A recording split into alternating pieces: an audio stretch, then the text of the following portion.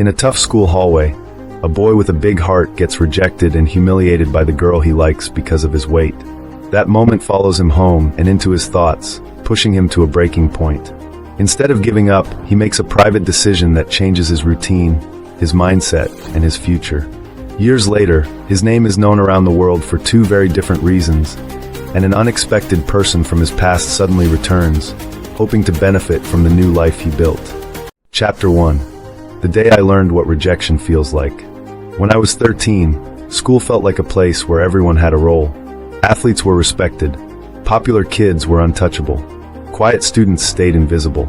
And kids like me, the fat kid who tried too hard to fit in, were treated like background noise that I still remember the day I decided to tell her. Her name was Mia. She had long brown hair, a bright smile, and the kind of confidence that made the whole hallway feel like it belonged to her.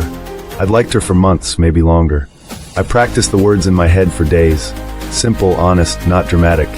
After lunch, I saw her near the lockers with her friends. My hands were sweaty, and my heart was hitting my ribs like it wanted out. I walked up anyway, holding my books like they were a shield. "Mia," I said, my voice cracking. "Can I talk to you for a second?" She looked me up and down, not like a normal glance, more like a judgment that I told her I liked her. I asked if maybe we could hang out sometime. For a second, everything was quiet in my head. I thought she might say yes. I thought my life might finally feel normal. Then she laughed, not a nervous laugh. A sharp one. Her friends joined in like it was a joke they'd been waiting for. "Seriously?" she said, loud enough for people nearby to hear. "Why would I go out with you? You're fat." The word landed like a slap. My face burned. I tried to smile like it didn't hurt, like I could take it. But the hallway had already turned into a stage. People were staring. Someone whispered, and then someone else laughed that I walked away fast, pretending I had somewhere to be, while my ears rang with the sound of humiliation. Chapter 2. The promise I made in silence. That night, I sat on my bed and replayed it over and over. Her voice, the laughter, the word fat, like it was my entire identity that I wanted to disappear. I wanted to blame her, blame my classmates, blame the world. But a different thought kept coming back. I can't control what people think, but I can control what I do next. So I grabbed a notebook and wrote a plan. It wasn't fancy. It was raw and basic, but it was real. Point 1. Study every day, even when I don't feel like it. Point 2. Move my body every day, even when it hurts. Point 3. Stop begging for respect. Earn it. The next morning I woke up early and went for a slow jog. I didn't even make it to the end of the block without getting winded. My lungs burned. My legs felt heavy. A car passed by, and I felt embarrassed, like the whole world was watching me fail. But I kept going. After school, I started doing push-ups in my room. At first, I could barely do a few. Then I did a few more the next day. I made a deal with myself. No excuses. A week later, I walked into a local boxing gym. The place smelled like sweat and effort. The heavy bags swung like they were alive. The sound of gloves hitting leather was loud and honest. A coach looked at me and said, "You here to work?" I nodded. He didn't laugh. He didn't judge. He just handed me gloves and showed me how to stand. That was the first time in a long time I felt something I hadn't felt at school. Hope. Chapter 3. 2 battles, 1 mindset. The months passed, and my life turned into a routine built on discipline. School ended, and I didn't go straight home to hide. I went to the gym. I hit the bag until my arms shook. I learned footwork, timing, and how to stay calm when someone tried to hit me in the face. At home, I studied like my future depended on it. Because it did. Physics became my favorite subject, not because it was easy, but because it made sense when the rest of life didn't. I loved the idea that the universe followed rules. That if you understood the fundamentals, you could predict what would happen next. My classmates didn't notice the change right away. They still treated me like the old version of myself. Some people only know how to read the first chapter of your life and assume they already understand the whole story. But I noticed the change. I was sleeping better, standing straighter, thinking clearer. There were days I wanted to quit, days I hated the mirror, days I felt too far behind, like it was impossible to catch up. On those days, I remembered the hallway. I remembered the laughter, not to feed anger, but to feed commitment. Then something strange happened. The pain started turning into pride. Not pride in showing off, but pride in keeping promises to myself. That I wasn't chasing Mia anymore, that I was chasing the strongest version of me. Chapter 4. The years that built a new name. Time has a way of rewarding people who don't stop. By the time I was 18, I wasn't the fat kid anymore. I had lost weight, gained muscle, and gained something even more valuable. Control over my own mind. I kept boxing through high school and into college. While other students partied, I trained. While other fighters took days off, I refined the basics. Jab, step, slip, breathe.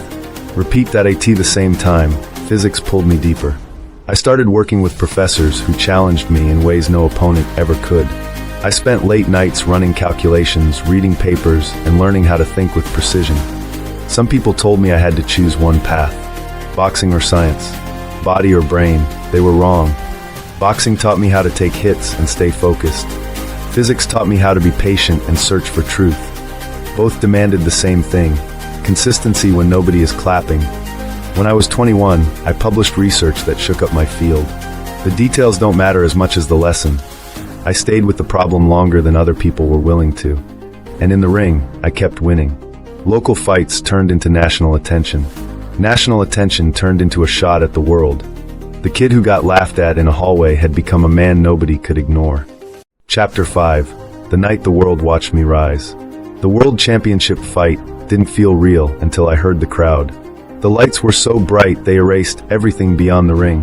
My gloves felt heavier than usual, not from fear but from meaning. Across from me stood a champion who'd crushed a lot of dreams. I could see the confidence in his shoulders. The bell rang that I didn't fight with rage. I fought with discipline.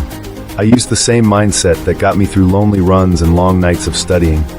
One moment at a time, one decision at a time. Rounds passed. Punches landed. My body screamed for rest. But I'd been training for years to stay calm in the hardest moments. That I end the final rounds. I saw an opening and took it. Clean shots. Smart pressure. No panic. When the final bell rang, the arena held its breath. Then the announcer raised my hand. World champion. Not long after that, I stood in a room that felt even heavier than the ring, wearing a suit instead of boxing shorts. Cameras flashed. People whispered. I held an award that represented something I used to think was impossible for someone like me. The Nobel Prize in Physics. I in one life. I had become a champion of the body. I in another. A champion of the mind. And the strangest part was this. I didn't feel like I'd won against anyone else. That I felt like I'd finally kept my promise to that 13-year-old boy who went home humiliated and decided to rebuild himself. Chapter 6. When the past came looking for benefits. A few weeks after the biggest celebrations, I attended a formal event.